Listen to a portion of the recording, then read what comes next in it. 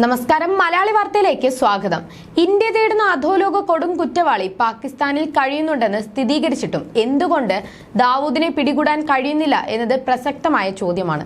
ദാവൂദിന്റെ പാകിസ്ഥാനിലെ വീട്ടുവിലാസമടക്കം ഇന്ത്യൻ രഹസ്യാന്വേഷണ വിഭാഗം കണ്ടെത്തിയതും കൈമാറിയതുമാണെങ്കിലും ദാവൂദിനെ സംരക്ഷിക്കുക എന്ന നിലപാടാണ് എക്കാലവും പാകിസ്ഥാൻ സ്വീകരിക്കുന്നത്. ദാവൂദിനെ വധിക്കാൻ ഇന്ത്യ നടത്തിയ ശ്രമങ്ങൾ പലതവണ പാളിയിട്ടുണ്ട്. 2013 ദൗത്യത്തിന് ഏറ്റവും അടുത്തെത്തിയ ശേഷമായിരുന്നു ആ പിന്തിരിയൽ. ദാവൂദ് ഇബ്രാഹിമിനെ വധിക്കാൻ 9 കമാൻഡോകളെയാണ് ഇന്ത്യയുടെ രഹസ്യാന്വേഷണ വിഭാഗമായ റോ എന്ന പാകിസ്ഥാനിലേക്ക് അയച്ചത്. സൂപ്പർ ബോയ്സ് എന്നായിരുന്നു സംഘത്തിന്റെ പേര്. 2013 സെപ്റ്റംബർ 13 ദാവൂദിനെ വധിക്കാനാണ് പദ്ധതിയിട്ടിരിക്കുന്നത്. എല്ലാ ദിവസവും ദാവൂദ് ഇബ്രാഹിം കറാച്ചി ക്ലിപ്ടൺ റോഡിലെ വീട്ടിൽ നിന്ന് ഡിഫൻസ് ഹൗസിംഗ് സൊസൈറ്റിയിലേക്ക് യാത്ര ചെയ്യുന്നുണ്ടെന്ന് റോ കണ്ടെത്തിയിരുന്നു.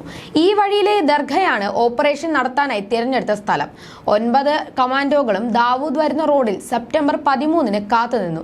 കാറിന്റെ വിവരങ്ങളും ദാവൂദിന്റെ നിലവിലെ രൂപം സംബന്ധിച്ച വീഡിയോയും അവരുടെ പക്കലുണ്ടായിരുന്നു. പക്ഷേ കൃത്യം നടത്താൻ മിനിറ്റുകൾ ശേഷിക്കെ ദൗത്യത്തിൽ നിന്ന് പിന്മാറാൻ ഫോൺ സന്ദേശമെത്തി. ഛോട്ടാ രാജന്റെ സംഘത്തിൽപ്പെട്ട ഷാർപ്പ് ഷൂട്ടർമാർക്ക് പരിശീലനം നൽകി ദാവൂദിനെ വധിക്കാൻ ഒരിക്കൽ ഇന്ത്യ പദ്ധതിയിട്ടെങ്കിലും മുംബൈ പോലീസിലെ ദാവൂദിന്റെ അടുത്ത ബന്ധങ്ങളാണ് ആ പദ്ധതി പൊളിച്ചതെന്ന് മുൻ ആഭ്യന്തര വകുപ്പ് സെക്രട്ടറി RJ സിംഗ് തന്നെ ഒരിക്കൽ വെളിപ്പെടുത്തിയിട്ടുണ്ട്. 2005 മകളുടെ വിവാഹത്തിന് ദാവൂദ് എത്തിയാൽ വധിക്കാനും ഇന്ത്യ പദ്ധതിയിട്ടിരുന്നു. അതും നടപ്പായില്ല. ദാവൂദ് ഇബ്രാഹിം പാകിസ്ഥാൻകാരിയെ 2ാം വിവാഹം ചെയ്തെന്നും എന്നാൽ ആദ്യ ഭാര്യ ബെഹ്ജബിൻ ഷെയ്ഖിൽ നിന്ന് വിവാഹമോചനം നേടിയിട്ടില്ലെന്നും ദാവൂദിന്റെ സഹോദരി ഹസീന പാർക്കറിന്റെ മകൻ അലീഷ പാർക്കർ ദേശീയ അന്വേഷണ ഏജൻസിയോട് വെളിപ്പെടുത്തിയിരുന്നു. ഇന്ത്യ വിട്ട് ദുബായിൽ ചേക്കേറിയപ്പോൾ സഹോദരങ്ങളെ ഒന്നാകെ ദാവൂദ് ഒപ്പം കൊണ്ടുപോവുകയായിരുന്നു. ഇളയ സഹോദരി ഹസീന പാർക്കറുടെ ഭർത്താവ് ഇബ്രാഹിം പാർക്കറാണ് പിന്നീട് ഇന്ത്യയിലെ കാര്യങ്ങൾ നോക്കി നടത്തിയിരുന്നത്.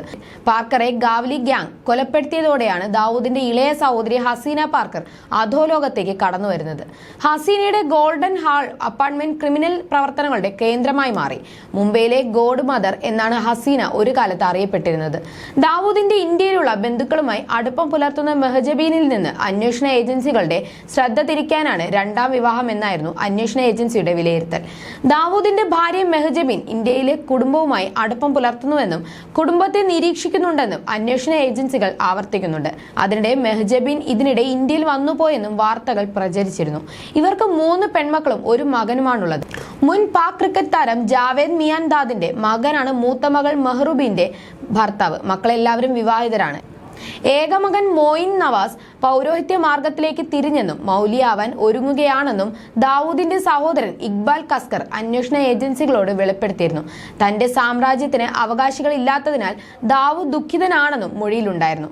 പലതവണ വന്ന അഭ്യൂഹങ്ങളിൽ ഏതെങ്കിലും ഒരു തവണ ദാവൂദ് മരിച്ചോ കൊല്ലപ്പെട്ടുവെന്ന് പറഞ്ഞ് കൊടും കുറ്റവാളിക്ക് വേണ്ടിയുള്ള തിരച്ചിൽ ഇന്ത്യ മനഃപൂർവ്വം അവസാനിപ്പിച്ചതാണോ അതോ അവസാനിക്കുമോ എന്നെല്ലാം കാലം തന്നെ ഇനി തെളിയിക്കണം.